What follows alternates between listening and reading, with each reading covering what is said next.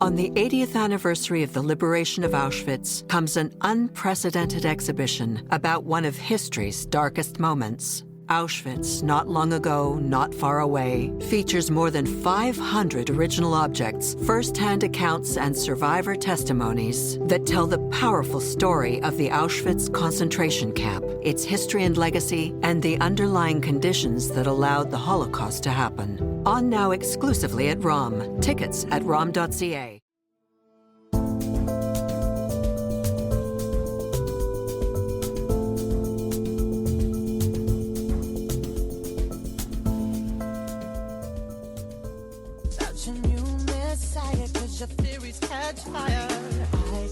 That's the sound from a TikTok video filmed Sunday inside an Israeli bomb shelter, with 85-year-old Montreal Holocaust survivor Eva Kuper lip-syncing together with some of the Canadian University and CEGEP students she's accompanied first to Poland and then to Israel this month.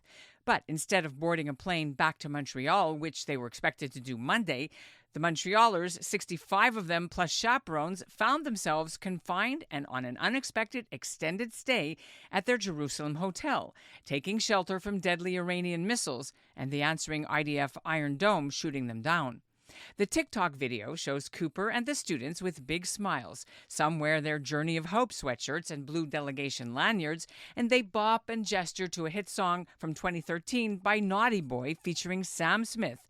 Perhaps they chose this song to drown out the booms and the air raid sirens, because the lyrics go, "I'm covering my ears like a kid. When your words mean nothing, I go la la la la," and it keeps going. You don't want to hear me sing, but you get the idea. Kuper survived the Holocaust as a hidden child in the 1940s. She's walked through Auschwitz as an educator countless times, including just this April with the International March of the Living event.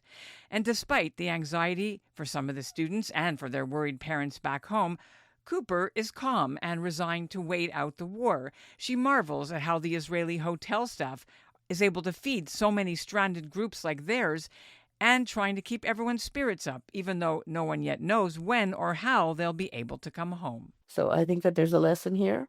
It's a hard lesson. It's not the lesson that they signed up for, but we learn the lessons that life throws in our path, and this is one of them. And it is a historic time. You know, one day they'll tell their grandchildren about this. I'm Ellen Besner, and this is what Jewish Canada sounds like for Wednesday, June 18th, 2025. Welcome to North Star, a podcast of the Canadian Jewish News, and made possible in part thanks to the generous support of the Ira Gluskin and Maxine Granovsky Gluskin Charitable Foundation.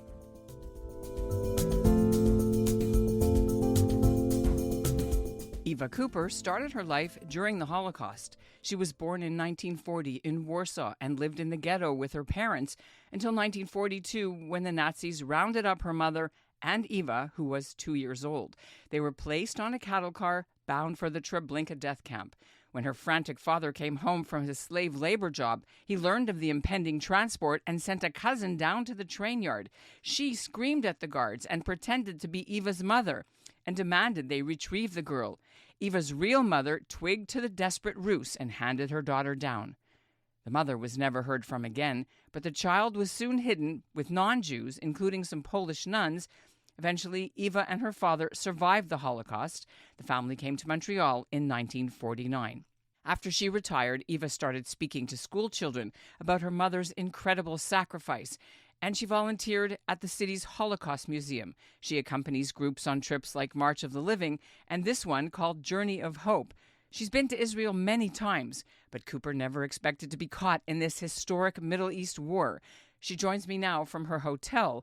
We can't say which one for security reasons. Where are you, Jerusalem? Yes. You're in a hotel in Jerusalem. Eva, it's an honor to speak to you. So when did you guys arrive in Israel? Oh, Lord, I have no idea what day it is even. But we came, I think it was Thursday, Wednesday or Thursday. The students went down to the Dead Sea. The next day, we all went on a journey through the Nova Festival and at various sites on the way there and on the way back. We heard from the mother of a young woman who was murdered that day, leaving two children and a husband. We stopped at the shelter where Alexander Look, who was uh, a Montrealer, saved 12 lives, having sacrificed his own. And we went to the Nova Festival grounds. It was a very moving day. We heard from a survivor of the Nova Festival there as well. And we came back, and then there was the invasion of Iran. And since then, we've been kind of incarcerated in the hotel with a very short tether. We've made many, many trips down to the shelter with each siren, but we are cool in terms of air conditioning. We are well housed in a very comfortable hotel. We are fed, fed, fed all the time, and we are safe. And the students are handling it quite well. You know, they're getting some very frightened parents messaging them from home, which I understand. I'll speak for myself because I'm sure that there are people on our trip who do feel less safe. I've always felt safe in Israel. I've been here many times, and even now I feel safe. We're in Jerusalem, though. You know, we're not in Tel Aviv. Yeah, I was gonna say, you're in Jerusalem, and there were some, obviously, rockets. What did you hear? Tell me a bit some of that.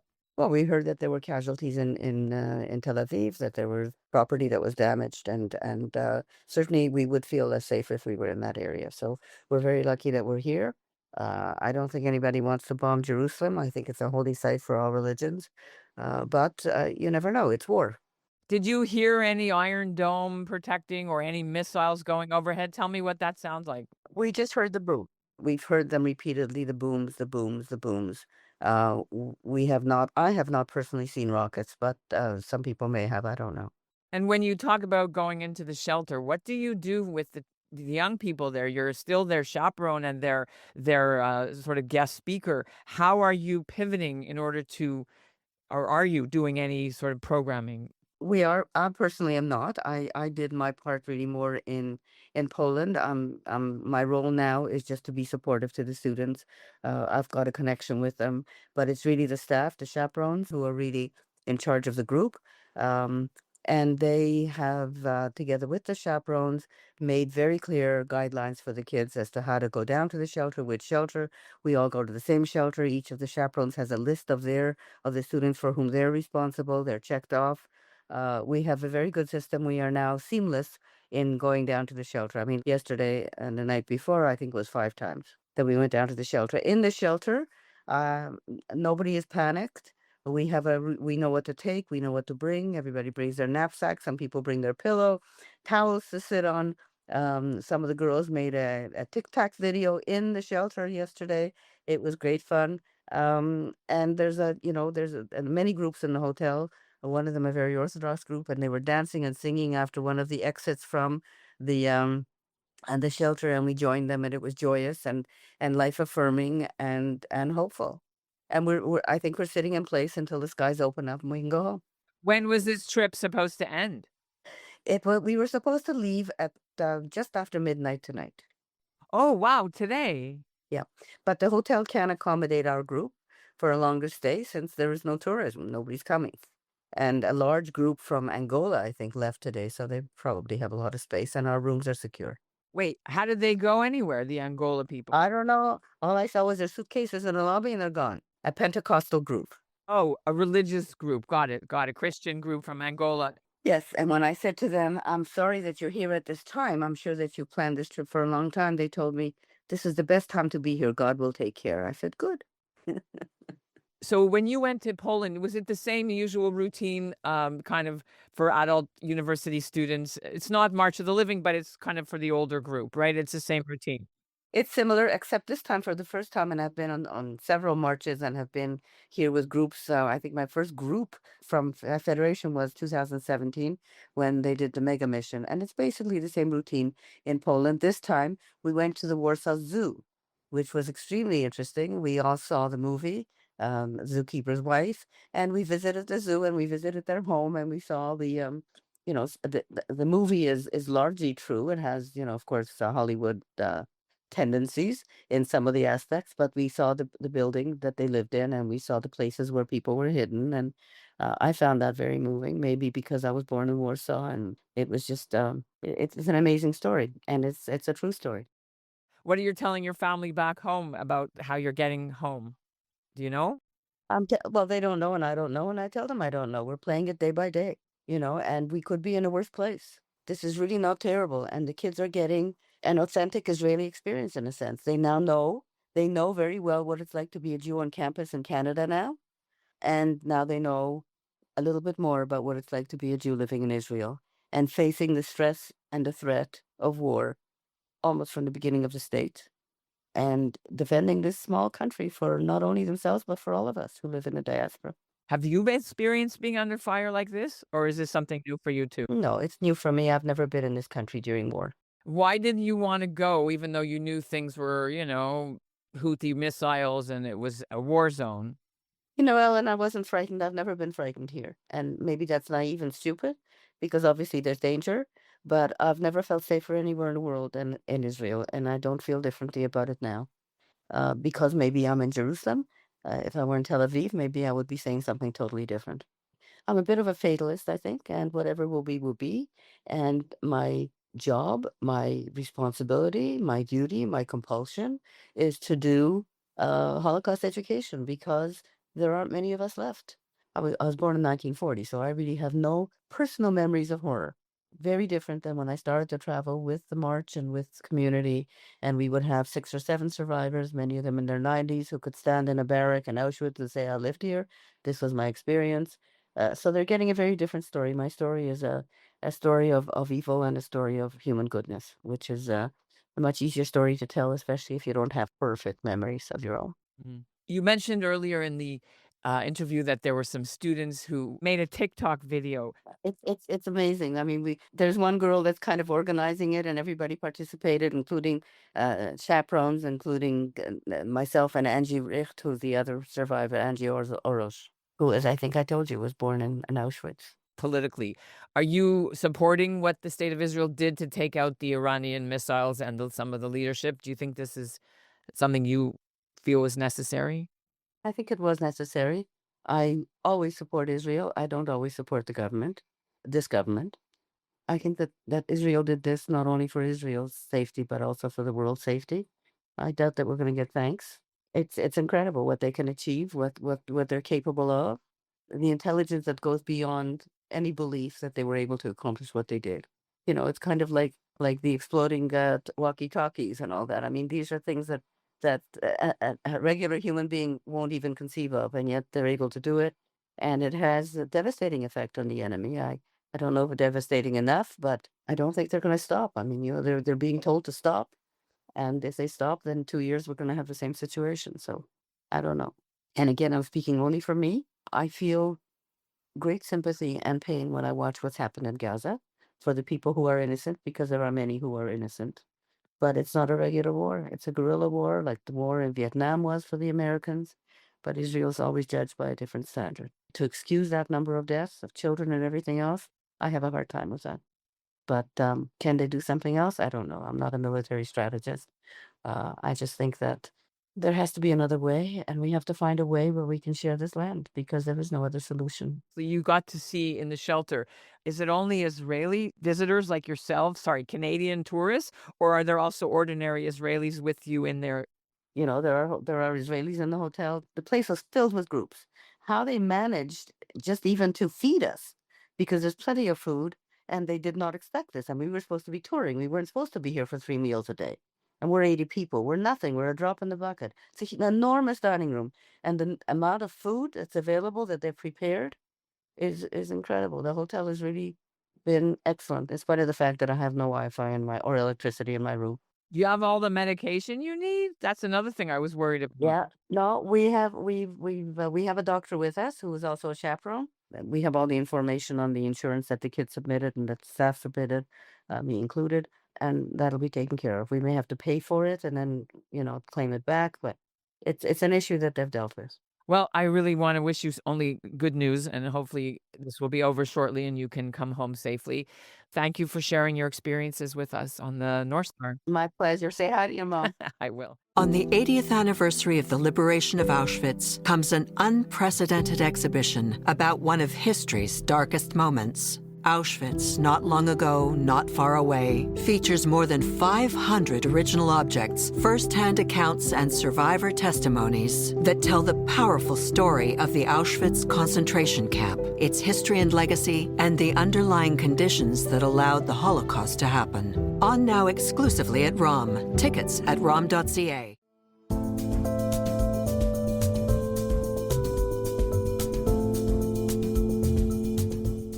While Kuper and her charges ride out the hostilities, which the Israeli government said Tuesday could be over within a week or two, back home in Montreal, the city's federation CEGEP is closely monitoring about 150 people in total from the city who were stuck in Israel, including Kuper's group. Yair Slack is CEO of the Montreal Jewish Federation. Tell me who's there and what should we know? There are a number of other delegations, including a Birthright volunteer program, which has 28 Montrealers as part of the contingency. And around the country, we're aware of Montrealers who are participating in Onward programs, which is another different type of Birthright program, as well as Masa programs, which is a longer program that people stay in Israel for. Aside from that, of course, there were a few Birthright programs that ended mid-June. And many of those participants extended their stay in Israel, of course, and are now scrambling to figure out their plans and what to do. And above and beyond that, of course, the regular programs like Magen David Adom and so on and so forth, where you have Montrealers, because this is such an incredibly committed and passionate community, one that loves Israel and shows it through its feet. I would estimate at this point that we've interacted with somewhere around 150 different, again, the delegation's about half of that, 75 others who are who are in Israel right now, and are looking, again, to find a way out. Yeah, I think that's where we're at right now. We don't have an evacuation plan at this point. We're working on various things, looking at different options, but we don't have something concrete at this point. As you understand, the skies over Israel are closed. The seaways are closed as well.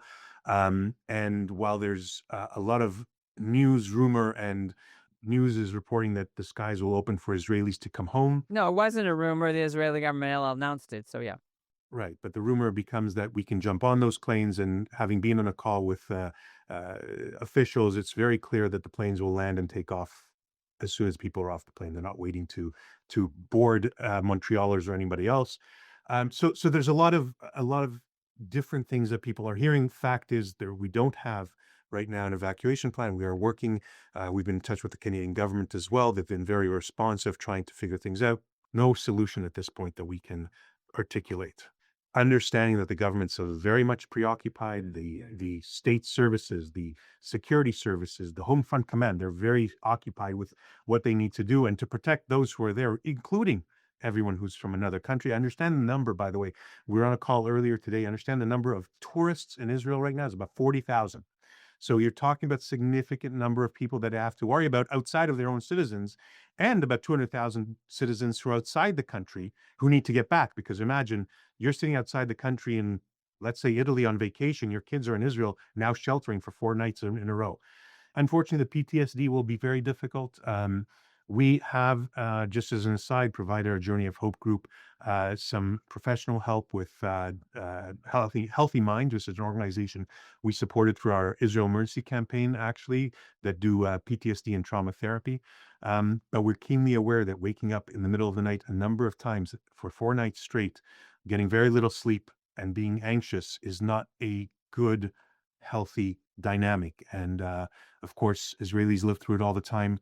We pray for their safety, for their that they have the resilience and strength to get through this. And we hope that, of course, we'll see calmer times soon. And yet we don't have a trajectory that says on this date we'll be out.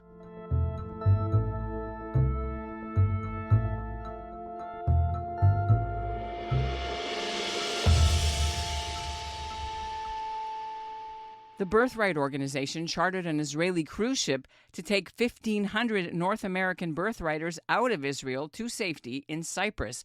The Israeli Navy was escorting the ship along its journey. We don't know how many of those kids on board, if any, are Canadians. Meanwhile, Glenn Nashin handles communication for Federation in Montreal. He's also a worried parent. One of his daughters was in Israel on birthright. What are you hearing? Well, mostly there's disappointment.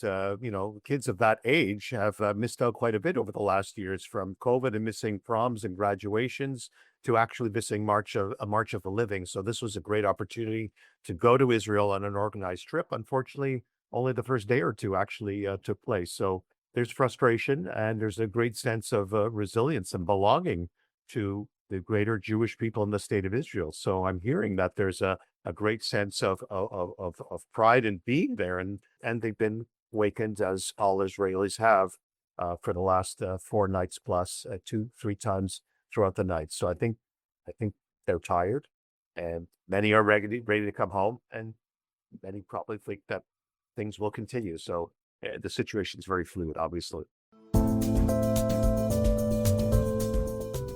And that's what Jewish Canada sounds like for this episode of North Star, made possible in part thanks to the generous support of the Ira Gluskin and Maxine Gronowski Gluskin Charitable Foundation. Now, Global Affairs Canada says it knows of nearly 7,000 Canadians who are in Israel who have registered with the government. The government and the Canadian Embassy in Tel Aviv advises people holding valid Canadian passports who want to leave Israel to try to cross into Jordan or cross into Egypt and then get flights out from there, but warn Israelis who want to come back home not to take those routes. North Star is produced by Zachary Judah Kaufman and Andrea Varsany. Our executive producer is Michael Freeman, and the music is by Brett Higgins. Thanks for listening.